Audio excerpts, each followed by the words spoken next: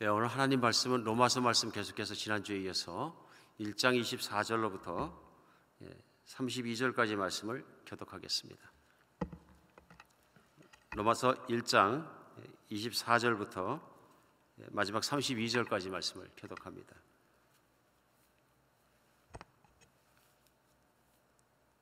(1장 24절부터) 시작합니다.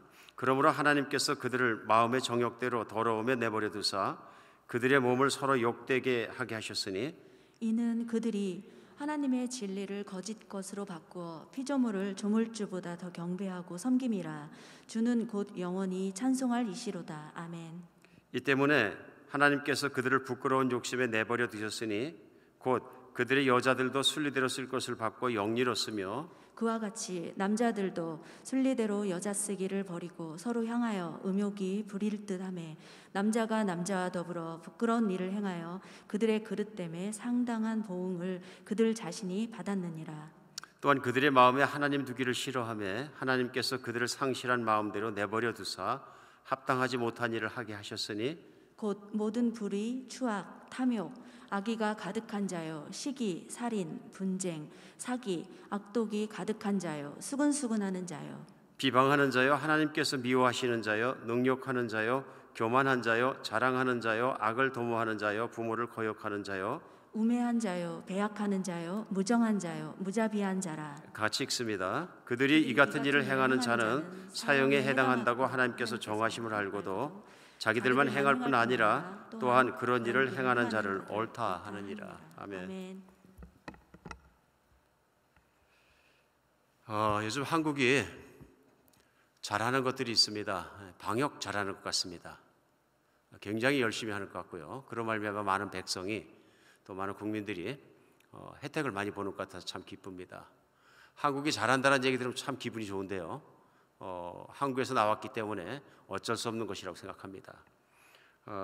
근데 한국에서도 팬데믹에 따라서 교회들 반응이 좀 다르고 그런 말미암아 또 때로는 또 심지어는 믿는 사람 가운데서 좀 팬데믹을 이해하는데 혼란한 마음을 가지고 있는 사람들이 없지 않아 있는 것 같습니다. 특별히 미국에서도 역대 미국에서 정말 이렇게 큰 일을 당해본 적이 없다 할 정도로 현재까지 50만 명 이상이 질병으로 말미암아 생명을 잃었습니다. 그러다 보니까 미국에서도 이것을 어떻게 해석해야 되나, 어떻게 보아야 되나, 그래서 어떤 교회에서는 어떻게 말하고 이런 교회에서는 저렇게 말하는 것으로 말미암아서 혼란스럽게 생각하는 사람도 없지 않아 많이 있는 것 같습니다. 오늘은 말씀 시작하면서 우리 성경에서 말씀하시는 이 질병에 대해서, 특별히 전염병에 대해서 또 우리 잠깐 정리를 하고 시작했으면 좋겠다는 생각이 듭니다. 이 질병은 이런 재난은 제일 먼저는 인간이 타락했기 때문에 생긴 것입니다. 인간이 타락한 결과인 거죠. 그래서 인간이 타락한가 그 시작에서도 시작해서 죄가 세상에 들어왔고 죄가 세상에 들어오는 말미암아서 사망이 들어오고 뿐만 아니라 하나님의 저주와 따라서 이 땅에 모든 이런 재난들이 들어온 것입니다. 그래서 우리 세상에 있는 재난들, 우리가 당하는 일들이 결코 인간의 죄와 관계가 없는 것이 아니다 하는 것을 분명히 알 수 있습니다.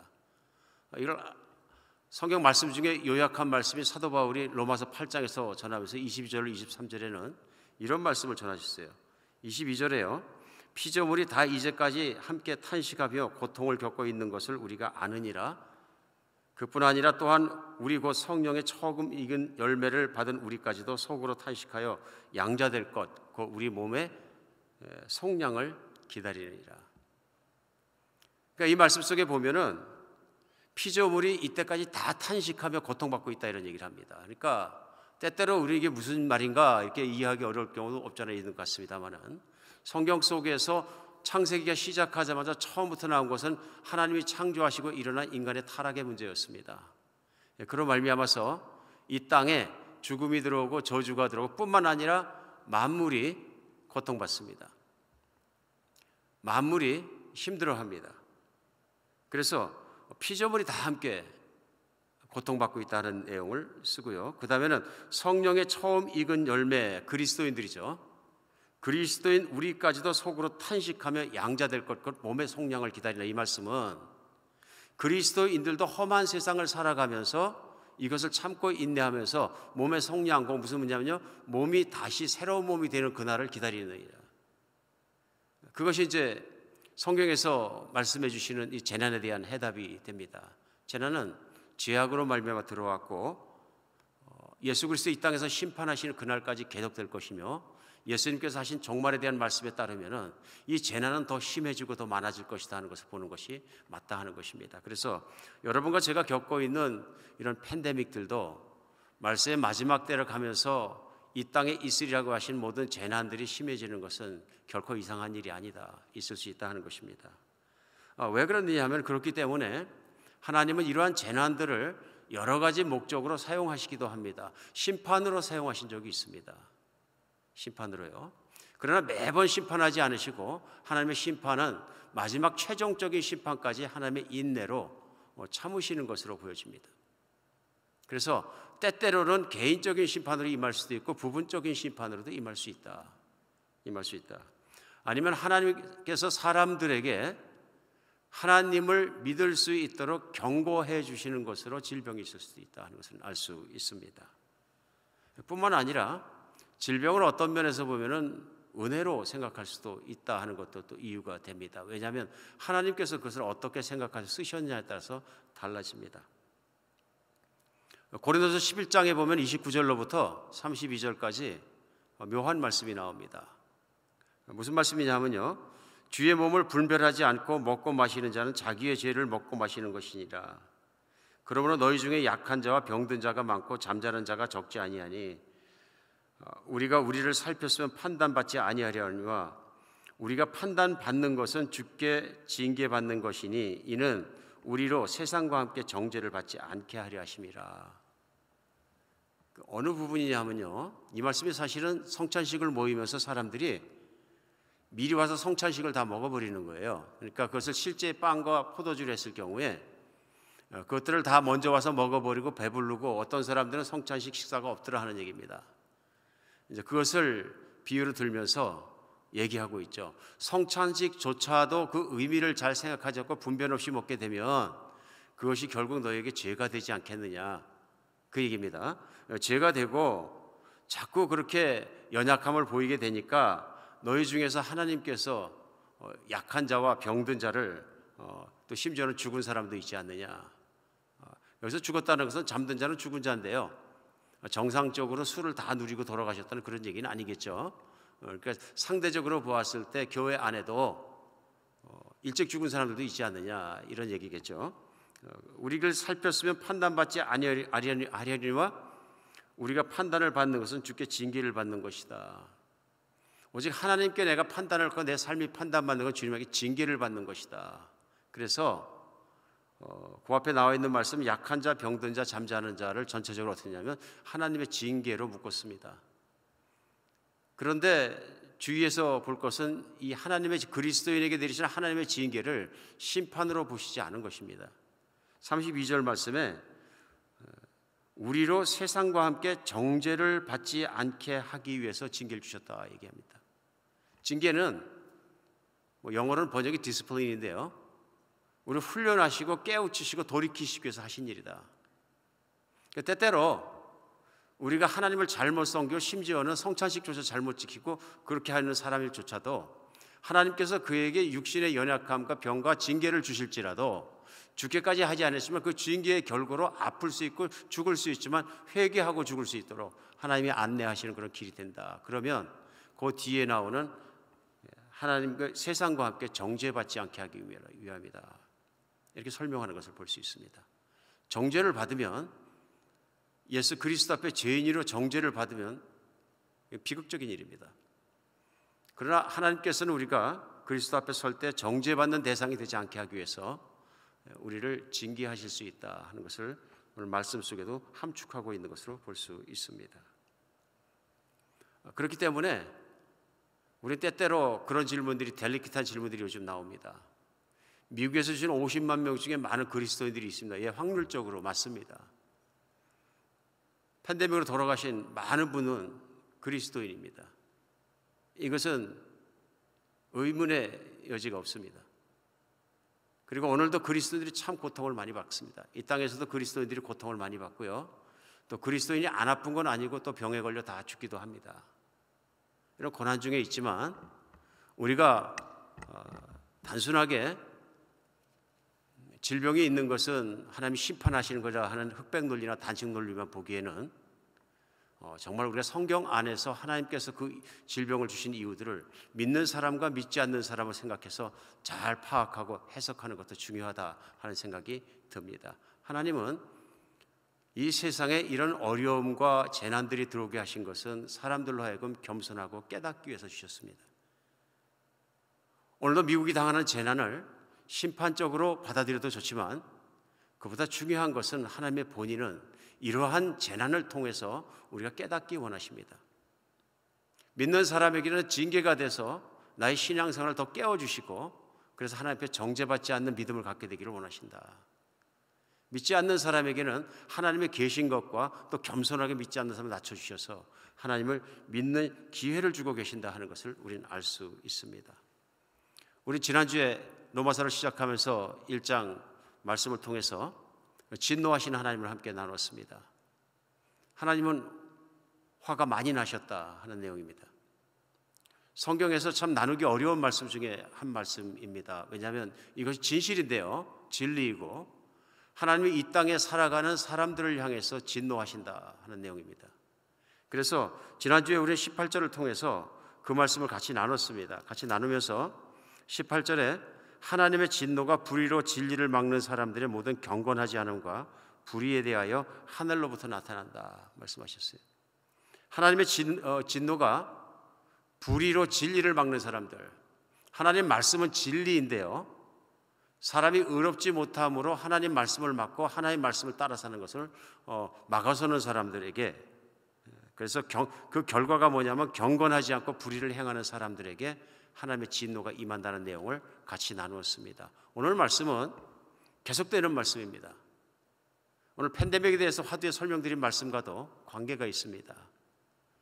이 땅에 있는 죄악이 만연해 있기 때문에 하나님은 이 죄악에 대해서 분노하신다는 것입니다. 그것은 창세시대에만 그랬던 것이 아니고 2000년 전에 예수님 오실 때만 그런 것이 아니고 오늘 현재 이 순간에도 하나님은 그런 죄악과 불의를 행하는 것과 경건치 않음에 대해서 분노하시는데 그냥 분노가 아니라 진노하신다 하는 것입니다. 오늘 이 말씀이 계속되면서 오늘 본문 말씀은 계속됩니다. 계속되는 내용이 24절부터 오늘 본문인데요. 그래서 하나님께서는 그들에게 진노하신다 하는 것이 이제는 다른 방법으로 오늘 본문 가운데서 표현되고 있는 것을 볼 수 있습니다. 여러분과 제가 살아가면서 하나님이 이렇게 진노하신다면 정말 세상에 왜 이렇게 되느냐 하고 질문할 수 있는 것 같습니다. 왜냐하면 세상을 살아가는 모습을 가만히 보면 죽어야 될 사람이 죽지 않기 때문에 그렇습니다. 하나님이 살아계시고 그 불의와 죄에 대해서 진노하신다면 오늘도 정말 불의를 행하는 자, 악한 자 순서로 죽이셔야 된다 이렇게 생각할 수 있습니다. 근데 문제는 뭐냐면 정작 죽어야 되겠다 이렇게 생각하는 악한 사람이 안 죽는 거예요. 안 죽는 것뿐만 아니라 이 사람들이 돈도 잘 벌고 때로는 권력도 붙잡고 뭐 사람들 막 칭송도 받고 죽을 때도 별로 아프지 않게 수명을 다 누리고 죽어가지고 죽은 뒤에도 아주 영광스러운 모습으로 포장해서 이렇게 한다는 얘기예요. 전 지금 북한에 있는 사람 얘기하는 겁니다. 소련에 있는 600만 명을 죽은 지도자들도 얘기하고요. 뭐 크게 생각하면 그렇습니다만 우리 주변에도 그런 일이 많이 있거든요. 그런데 반대로 보면 또 무슨 일이 일어나냐면 자연재해와 재난들이 많이 일어날 때 이래 보면은 저 나라는 진짜 한번 좀 맞아야 되겠다 그렇게 생각이 들 정도로 나라 자체가 악하게 할 때도 있습니다. 지독하게 이기적이고 지독하게 폭력적이고 또 집단 폭력을 행세하고 그런 것도 없지 않아 있습니다. 그런데 의외로 재난이 크게 당할 때 보면 이런 나라는 싹 빠져나갑니다. 그리고 반대로 어쩔 경우는 반대도 일어납니다. 아프리카에서 그리스도인들이 많은 나라들이 있습니다. 남쪽으로도 많고요. 그런데 병이 창궐하고 자연재해가 일어나고 그래서 무더기로 사람들이 죽을 때 보면 그리스도인들이 많이 있는 나라들도 그런 일이 일어나더라. 그래서 오늘 이 세상을 살아가면서 갸우뚱하게 될 수 있습니다. 하나님이 살아계시고 불의에 대해서 진노하신다면 오늘도 하나님께서 못 참는 진짜 악한 사람들은 제거해 버리셔야 되는데 왜 어떨 때는 사람들이 잘 되고 어떨 때는 정말 악한 사람이 더 잘 되는 것까지 보이느냐. 어떤 분들은 막 그 생각이 나실지 모르겠어요. 또 주변에도 그런 일이 있고 하면 금방 생각나시는 그런 소재가 아닌가 싶습니다. 오늘 그 질문에 대한 답변이 저는 24절부터 들어있다고 믿습니다. 24절 말씀이 시작하면서 그러므로 하나님께서 그들을 마음의 정욕대로 더러움에 내버려 두사 그들의 몸을 서로 욕되게 하셨다 그럽니다. 하나님께서 진노하셨기 때문에 나온 결과가 뭐냐면요, 그들을 버려두셨다 하는 것입니다. 이 말씀이 굉장히 중요하다고 생각됩니다. 왜냐하면 하나님의 심판은 유보되어 있고 하나님의 심판은 따로 있습니다. 그 심판의 날이 오고 있고 올 것입니다. 하나님은 불의에 대해서 죄에 대해서 진노하시고 그런 사람을 향해 진노하시지만 하나님의 사랑이 전체적으로 인류 전체에 대한 심판을 하시는 그날을 홀딩하고 계신 겁니다.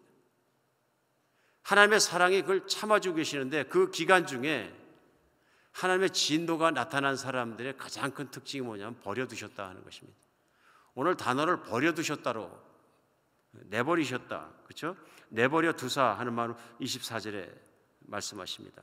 그래서 내버려 둔 사람을 무엇을 어떻게 내버리느냐? 그 정욕대로 살아가도록, 마음의 정욕대로 자기 마음속에 있는 욕망대로 살아가도록 내버려 두셨는데 그 마음이 타락했기 때문에 그 사람을 내버려둬서 마음에 있는 정욕대로 자신을 채우고 살아도 그 죄악으로 말미암아 결국은 심판을 면치 못하게 될 것이다 하는 것입니다.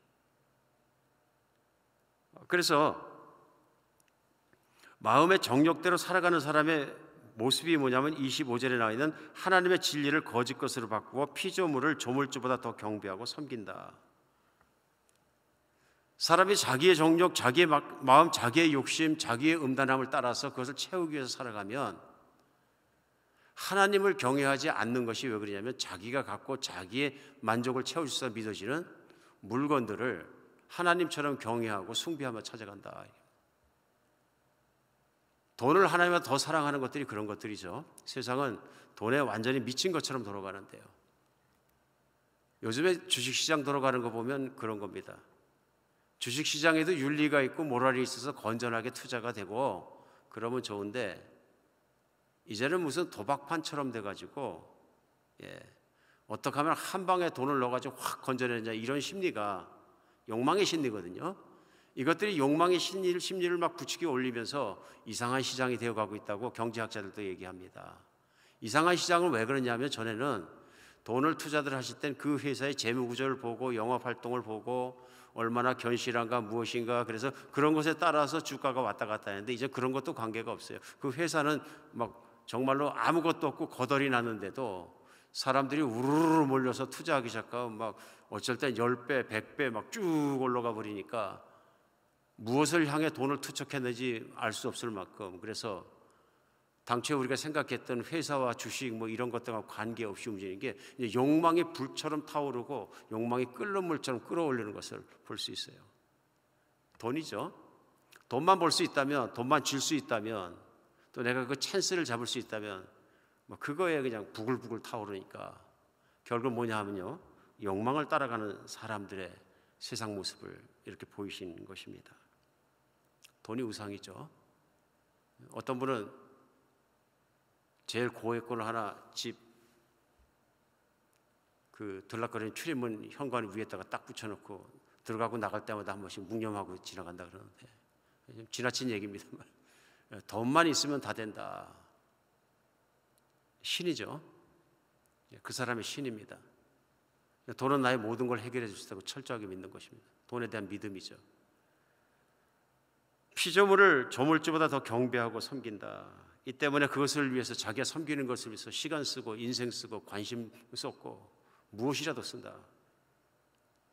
26절에 보면 이 때문에 하나님께서 그들을 부끄러운 욕심에 버려두셨으니 곧 그들이 여자들도 순리대로 쓸 것을 바꿔 쓴다. 동성연애 얘기하고 계신 거죠. 사람들이 이성 간의 교제와 정상적인 가정을 꾸리고 살아가는 그것으로 속하지 못해서 하나님 만드신 순리조차 영리로 뒤집어 사용하면서 최대의 쾌락을 추구한다. 한국에서도 무시무시한 일이 일어나는 걸 제가 신문기사에 읽은 적이 있습니다. 무슨 일을 하는지 부부들이 다 모여가지고 인터넷에서 그룹을 만들어가지고 부부들이 수십 가정, 수백 가정까지도 이렇게 모여가지고 부부들이 자기 상호 합의하에 서로가 남편과 아내를 갖다 번갈아 가면서 잠자리를 한다 그래서 깜짝 놀랐어요. 쾌락을 추구하는 게 이제 그게 다랬구나. 가정도 망가지고 부부의 동의하에 그런 짓을 하고 친구들끼리 커플끼리 만나가지고 서로 배우자를 돌아가면서 잠자리를 한다. 그게 현실이라는 것이 얼마나 아찔한 세상을 살아가고 있는가 하는 것을 느낄 수 있습니다. 26절에도 보면 또한 그들이 마음에 하나님 두기를 싫어하며 하나님께서 그들을 상실한 마음대로 내버려 두셨다. 그래서 합당하지 못한 일을 하게 하셨다. 상실한 마음대로 내버려 두셨다 얘기는 상실한 마음은 어떤 마음이냐면 타락한 마음입니다. 타락한 마음대로 내버려 두시면 인간의 타락한 마음대로 내버려 두면 무슨 일이 생기느냐 하는 것이 29절의 말씀입니다. 30절까지요. 불의, 추악, 탐욕, 악의에 가득한 자요, 시기, 살인, 분쟁, 사기, 악독이 가득한 자요, 수군수군하는 자요, 비방하는 자요, 하나님께서 미워하시는 자요, 능욕하는 자요, 교만한 자요, 자랑하는 자요, 악을 도모하는 자요, 부모를 거역하는 자요, 우매한 자요, 배약하는 자요, 무정한 자요, 무자비한 자라. 이거 하나하나 읽을 때마다 우리가 오늘 세상의 현실 속에서 아주 자연스럽게 매일 볼 수 있는 일들입니다. 그렇죠? 약속을 어기는 것, 배약하는 것, 이게 다 무엇이냐면요, 타락한 마음 속에서 나오는 것이거든요. 약속을 깨는 거죠. 배약하고 자랑하고 악을 도모하고 부모를 거역하고 우리 수도 없이 보는 일들입니다.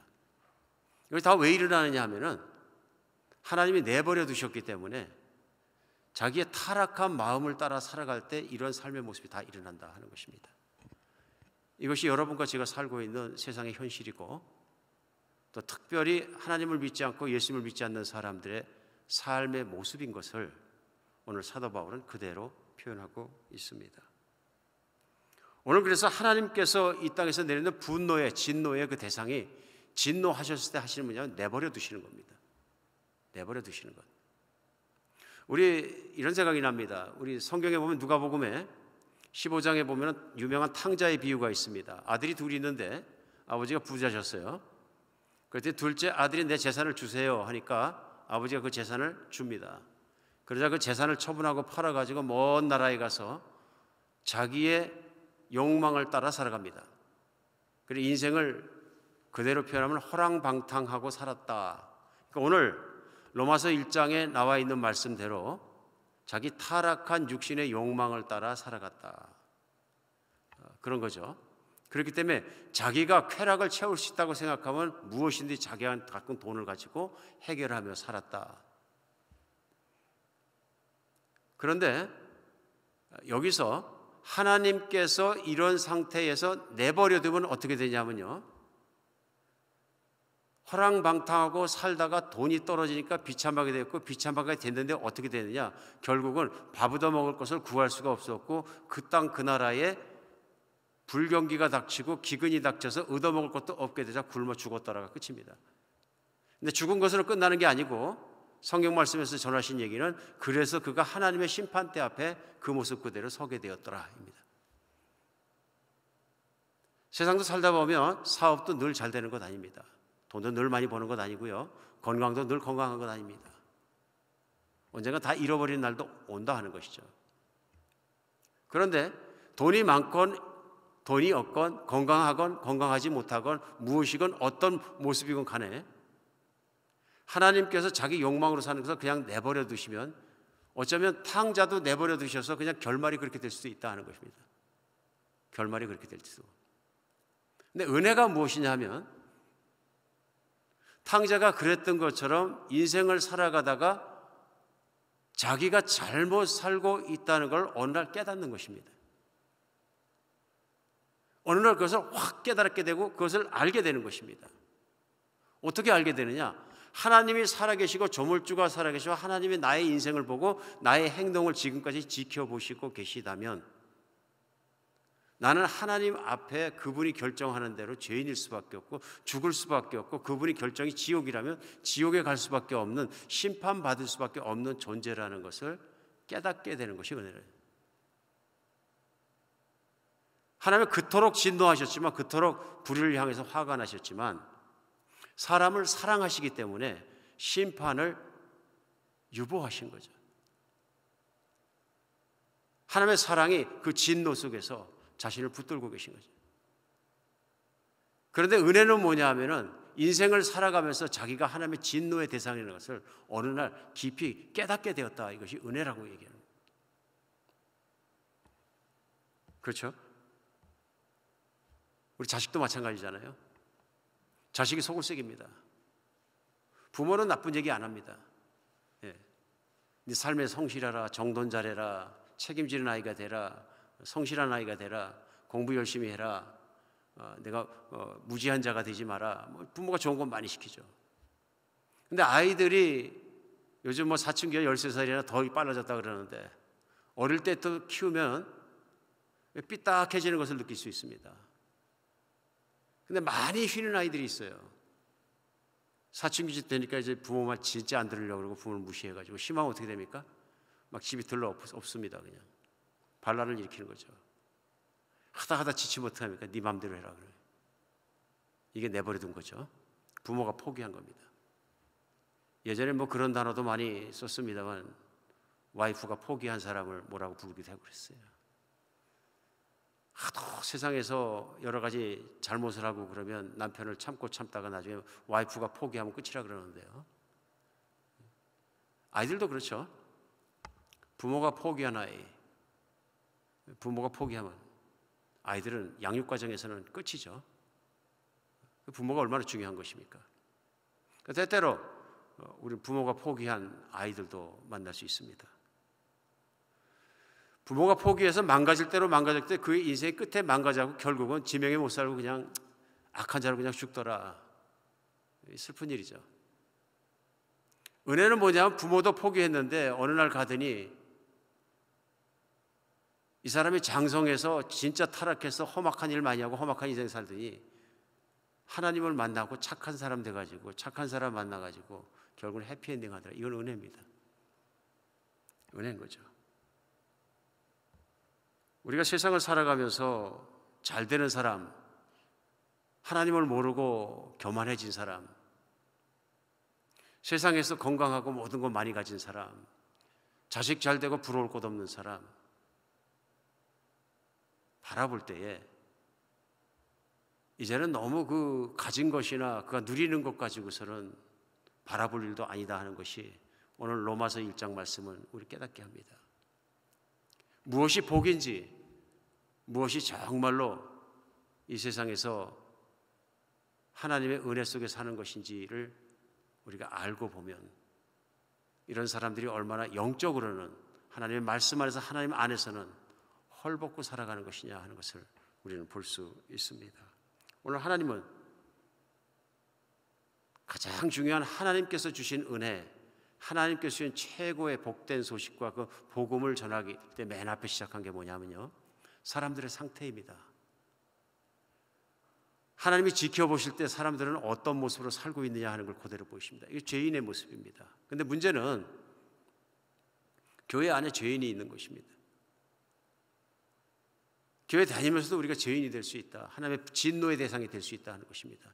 내가 교회는 다니지만 여전히 하나님의 의를 추구하고 하나님의 뜻을 추구하고 거룩을 추구하고 주님의 뜻을 따라서 살아가고 말씀을 존중하고 경외하고 살기보다는 여전히 나의 삶의 중심은 세상의 한복판에 있고 세상에 채워지는 것에 있다 그러면 우리는 여전히 어쩌면 하나님의 진노의 대상으로 살아갈 수도 있다 하는 것을 우리는 걱정하지 않을 수가 없습니다.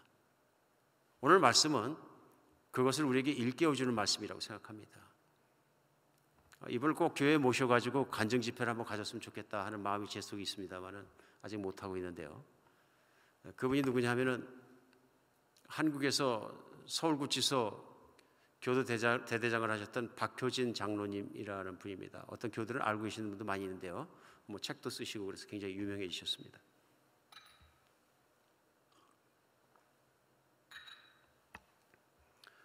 근데 이제 이분의 책과 간증 속에 나오는 말씀을 제가 오늘은 잠깐 전해드리고 싶습니다. 이분은 많은 분들이 그런 것처럼 부인을 따라서 교회를 다니셨습니다. 부인을 따라서. 부인을 많이 사랑하신 것 같아요. 근데 이분의 자신의 표현에 하면 자기는 9년 동안 교회 다니면서 믿음이 없었다. 그냥 없는 것이 아니라 0.001초도 하나님이 살아계신 걸 자기는 믿지 못했다. 이렇게 얘기합니다. 그런데 교회가 관대해서 자기에게 집사를 주고 자기가 중고등부 교사로 봉사도 하고 집사로 할 것은 다 했다 얘기합니다. 그런데 문제는 뭐냐 하면 교도소에서 교도관으로 일을 하셨는데 같이 회식하거나 그랬을 때는 술을 제일 잘 먹는 사람이고 또 담배도 골초였다. 제일 골초였고 노래방 가면 가장 열심히 멋있게 잘 노는 사람이었고 그래서 교회 다닌다는 걸 알기 때문에 자기 동료들도 얘기할 때 예수 믿으려면 저렇게 믿어야 된다. 그래 박효진 장수 믿어야 된다. 할 일 다 하고 놀 건 놀고 저렇게 교회를 열린 마음으로 다녀야 된다. 옹고집으로 다니지 말고. 자기가 아주 사람들에게 세상에서 큰 빛과 같은 사람으로 늘 생각하고 9년간을 살았다 얘기하십니다. 38세가 되던 어느 해 하나님께서 그가 어떤 존재인지를 깨닫게 하시는 말씀 한 절이 있었는데 고린도서 3장 16절 말씀에 너희가 하나님의 성전인 것과 하나님의 성령이 너희 안에 거하시는 것을 알지 못하느냐 하는 한 절이 이분의 가슴에 못 박혔습니다. 너희가 하나님의 성전인 것과 성령이 내 안에 거하시는 것을 알지 못하느냐. 이 말씀이 하나님 육성처럼 들렸다는 것입니다.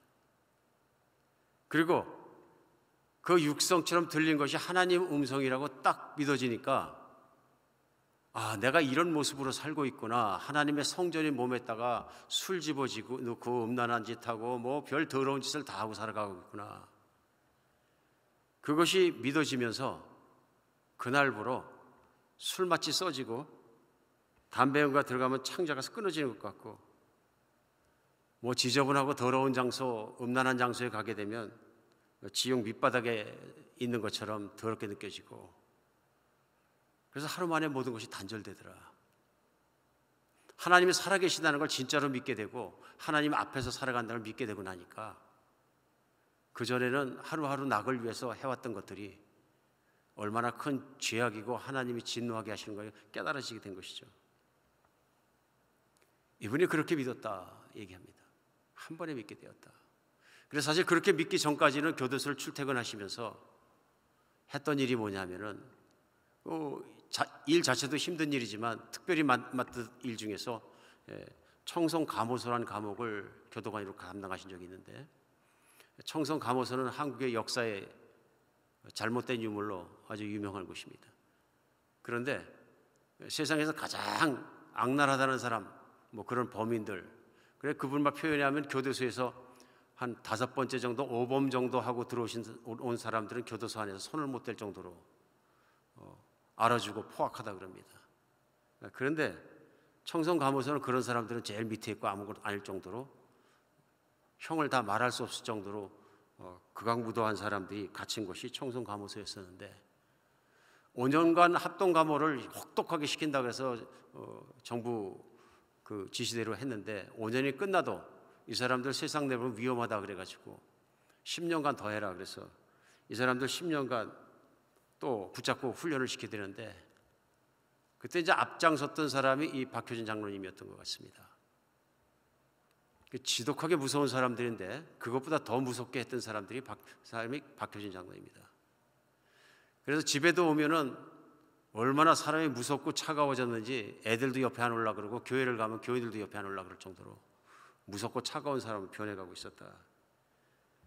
그래서 교정 공무원으로 있었기 때문에 죄수들도 자기 앞에 오면은 벌벌 떠는 그런 모습이었다 얘기합니다. 그러던 사람이 예수님을 믿고 나서 자기가 죄인이란 걸 깨닫고 나서 보니까 죄인들이 다시 보이기 시작한 겁니다. 물론 죄인은 교도소 가면 제일 많습니다. 공식적인 죄인입니다. 죄인이기 때문에 과거는 그들을 막 윽박하면서 나는 의인이고 나는 교도관이고 나는 너희들 교정해야 되고 막 있는 힘은 다 써가지고 그들을 눌렀는데, 괴롭히고, 예수님을 믿고 나서 깊이 믿고 나서 보니까 자기가 죄인이고 그들도 보니까 그들은 솔직한 죄인이고 자기는 숨겨진 죄인이고 위선적인 죄인이라는 것을 깨닫게 된 거죠. 근데 그 중에 한 사람이 특별히 떠오르더래요. 그 중에서 아주 극악한 사람이었는데 실명을 말씀하시더라고요. 영호라는 지수가 탁 떠오르는데, 하나님 그에게 잘못한 것을 용서해 주십시오. 아무리 기도했는데도 마음속에 사라지지 않더라. 계속 기도하는데 하나님께서 마음속으로 나한테만 그래서 되겠느냐 하는 마음을 주셔서 결국 교도소에 가서 영호라는 사람을 나오라 그래가지고 앞에 앉혀놓고 내가 그동안 미안했다 얘기했더니 아무 반응이 없더래요. 그랬더니 그렇게 받아들였던 것 같아요. 교도관이 나한테 법적으로 위에 더 힘들게 하고 잘못한 거 고발하지 않을게요. 압니다. 제가 한 번도 나한테 힘들게 하신 적 없습니다. 그러더래요. 겁났던 거죠. 근데 하나님께서 안에 그렇게 해서 되겠느냐 그런 마음을 자꾸 주셔서 무릎을 꿇어라. 근데 교도관이 죄수 앞에 무릎 꿇는다는 게 이게 있을 수가 없는 일이라 멈칫멈칫하고 하는데, 하나님의 안에서 하시는 종용이 너무 커서 1초만 꿇었다 빨딱 일어나자 생각하고 내가 진짜 이렇게 잘못했다 하고 무릎을 딱 꿇는 순간 자기 눈물이 터져서 일어설 수가 없었다. 진실의 눈물이 터지고 진실로 미안하고, 이도 하나님이 구원할 수 있는 한 생명인데 자기가 그를 얼마나 증오하고 얼마나 추악하게 보고 얼마나 짐승만도 못한 자로 봤던지 자기의 교만이 보이면서 브로크아웃 하셔서 통곡을 하니까 이 죄수도 한참 있다 따라 울기 시작하더라. 그 자리에서 영원한 죄수가 예수님을 영접하게 되고, 교도관이 변한 것을 보고, 악랄했던 교도관이 변한 것을 보고 천사같이 변한 그의 모습을 보면서 그도 통곡을 쉴 새 없이 하고 눈물을 흘리며 살았다. 감방 안에서 가장 악랄하다고 여겨졌던 영호라는 죄수가 눈물을 흘리며 다니고 늘 예수님을 사랑하고 전도하며 다니니까 죄수들이 믿더라. 불과 얼마 지나지 않아서 그 악랄하기로 유명했던 청송감호소에서 9개월 만에 1600명이 예수님을 영접했다. 한 사람 달라졌는데 이게 하나님의 은혜인 거죠. 하나님의 은혜라고 저는 믿습니다. 죄인인 걸 깨닫는 것. 교도관이니까 나는 죄인 아닙니다. 절대로 죄인이 아닙니다. 죄인은 저들입니다 했던 그도 하나님 앞에 깨지는 순간에 정말 주님의 은혜로 달라지는 것을 볼 수 있습니다. 하나님께서는 우리가 죄인인 것을 깨닫기를 원하십니다. 내가 어떤 존재인 것을 깨닫기를 원하십니다. 그걸 깨닫게 해주신 것이 뭐냐면 그 아들을 이 땅에 보내주셔서 십자가에 못 박혀 죽게 하기까지 내어주신 겁니다. 내가 죄인이라는 걸 깨닫고 예수 그리스도의 십자가를 보면 너무 놀라운 일인데요, 인간의 죄가 용서받고 기억되지 않고 하나님께서 완전히 지우신 유일한 길입니다. 그걸 깨닫지 못하고 아무리 내가 죄인인 걸 깨닫지 못하고 예수님의 십자가를 생각한들 들은들 바라본들 소용이 없고 관계가 없습니다. 그러나 우리는 다 심판을 받을 것입니다. 히브리서 9장 27절에 우리 말씀을 외우기도 합니다마는 한 번 죽는 것을 사람에게 정하신 것이요 그 뒤에는 심판이 있으리니, 인간이 하는 행동에 대해서 하나님의 진노를 촉발한 것에 대해서는 하나님이 잊지 않으시고 마지막 날에 심판하십니다. 그것이 내 인생의 종말이든 역사의 종말이 와서 세상의 끝이 나건 그 종말에는 하나님의 심판을 보게 될 것입니다. 우리 세상을 살아가면서 성경이 말씀하시는 성경의 진리대로 나 자신과 내 인생과 또 세상을 볼 수 있는 능력을 갖게 되는 것이 얼마나 감사한 일인지 모릅니다. 왜냐하면 나는 내 인생의 운명을, 내 미래의 운명을, 내 죽음 뒤의 생명을, 내 모든 것을 내가 결정할 수 없고 내가 이룰 수 없기 때문에 그렇습니다. 그러나 성경에는 하나님이 나옵니다. 하나님을 믿으면, 하나님을 따라가면 거기는 하나님의 은혜를 받고 하나님의 자비하심 속에 살아갈 수 있는 길이 나옵니다. 근데 오늘 로마서 1장 말씀 전한 것에 나오는 것처럼 하나님이 죄인을 어떻게 보시나, 하나님께 대항하고 있고 하나님을 모르는 나를 어떻게 보시나 하는 것을 깨닫는 것이 먼저입니다. 오늘 말씀 듣는 분 중에서 예수님도 많이 듣고 교회도 오래되었거나 그럼에도 불구하고 예수님을 깊이 신뢰하지 못하고 하나님을 신뢰하지 못한 분이 계시다면 오늘 믿으시기 바랍니다. 하나님은 나를 아십니다. 내 행위도 아십니다. 그리고 내가 한 잘못된 것들에 대해서 진노하십니다. 그러나 내가 그것을 깨닫고 하나님 앞에 돌아오기를 기다리고 원하십니다. 오늘 하나님 앞에 그런 믿음을 갖게 되는 주일이 되었으면 좋겠습니다. 오늘 믿는 우리에게 또 이미 예수님으로 말미암아서 내가 거듭났고 죄도 용서받고 주님 안에 살아가고 있는 우리에게도 말씀에 도전이 있습니다. 우리 세상을 보는 식견이 달라져야 합니다. 하나님의 보시는 것처럼 우리가 볼 수 있어야 합니다. 제가 예수님을 깊이 믿기 전에는 가장 이해가 안 갔던 것이 우리 어머니께서 장남이었던 저를 불쌍히 생각하시는 것이었습니다. 근데 사실은 저는 불쌍한 존재가 아니었습니다.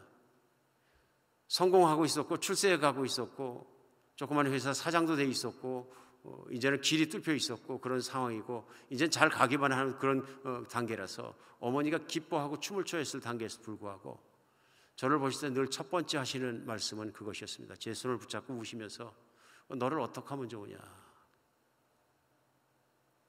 이제 성공까지 하기 시작했으니 너를 어디서 구할 수 있겠냐, 너만 보면 너무 슬프고 비참하다, 난 네가 슬프다, 눈물을 뚝뚝 흘리면서 우시는 것. 또 제가 일하고 들어와서 피곤해서 엎드려 자는데 얼마나 제 옆에서 앉아서 불쌍히 여기고 우셨는지 그 눈물이 제 런닝에 다 떨어져 가지고 등을 척척하게 적시는데 그도 모르고 잠을 잤던 저희 삶이 생각이 납니다. 불쌍한 거죠. 오늘 우리 세상을 바라보며 세상 사람들을 바라보며 잘 나간다고 그러는 사람들, 잘 나간다고 하나님 믿지 않고 교만한 사람 볼 때 우리 주님의 마음으로 그들을 측은하게 품어서 그들을 위해서 기도할 수 있는 여러분과 제가 되었으면 좋겠습니다. 우리 기도할 때 용기 있게 기도했으면 좋겠습니다. 저는 우리 어머니 그렇게 기도했다고 하셨다고 믿어져요. 이 아이가 어떤 일이 있든 자꾸 예수 좀 믿게 해주십시오. 그럼 매달렸다고 저는 믿어져요. 늘 그랬던 것 같아요. 혹시 이 아이에게 건강을 뺏으시든지 돈을 뺏으시든지 뭘 뺏으시든지 재주를 뺏으시든지 다 뺏으셔서 이 아이가 엎드러지는 한이 있더라도 하나님이 살아계심을 깨닫게 하시고 겸손하게 하시고 믿게 해주세요. 이게 진심인 거죠. 왜냐하면 잘 나가고 잘 살아가고 뻥뻥거리고 살다가 하나님 앞에 심판받는 자로 죄인으로 그 앞에 서는 것보다는 다 잃어버리고 다 없어지고 다 정말 힘든 인생을 살다가 하나님 앞에 엎드려서 주님 앞에서 영원한 삶을 살아가는 거죠. 그것이 더 존귀한 것이죠. 우리 가족을 위해 기도할 때 물론 가족이 잘 되는 거 너무 기대하는 건 당연히 그럴 수 있지만 그 잘 된다는 게 무엇인지 다시 한번 생각하면서 가족을 위해 기대하고 바랄 수 있는 여러분과 제가 됐으면 좋겠습니다. 혹시 내가 가족을 위해 기대하는 것도 자칫 잘못하면 그 가족이 실족해 하는 길을 내가 열심히 나만 바라고 있는 건 아닌가 돌아보면서 이제는 주님께서 바라보시는 것처럼 그런 믿음의 식견을 가지고 볼 수 있고 기도할 수 있고 그렇게 사역할 수 있는 여러분과 제가 되었으면 좋겠습니다. 기도하겠습니다. 예, 하나님,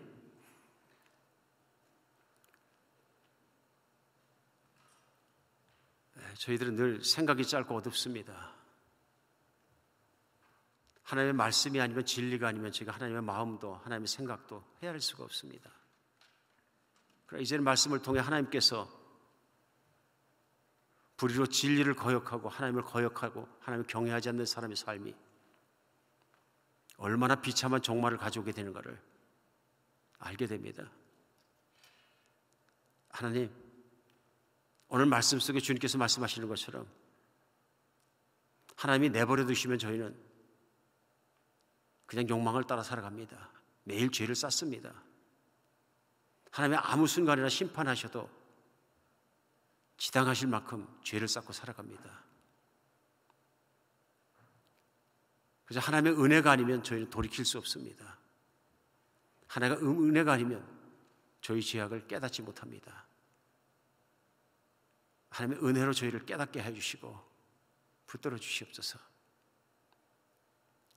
하나님, 특별히 저희가 가족을 위해 기도할 때, 친지들을 위해 기도할 때, 하나님 믿지 않는 사람들을 위해 기도할 때 주님의 심정으로 기도할 수 있도록 도와주시고, 그들이 얼마나 주님의 은혜와 주님의 사랑과 회개의 캠에 필요한지 간절히 기도할 수 있는 저희가 되게 하여 주시옵소서. 우리 주 예수 그리스도의 이름으로 기도합니다.